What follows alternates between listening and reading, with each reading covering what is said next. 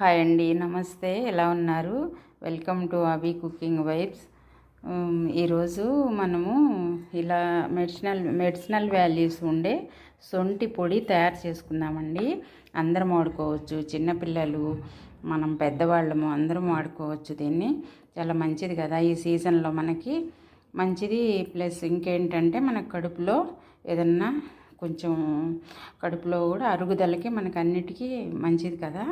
ఇది మనము పౌడర్ తయారు చేసుకొని ప్రతిరోజు ఒక హాఫ్ స్పూన్ తిన్నామంటే చాలా మంచిది. కీళ్ళ నొప్పులు అవి అంటారు కదా, మనకి వేళ్ళు నొప్పులు అలా కూడా తగ్గుతుంది అని చెప్తుంటారు.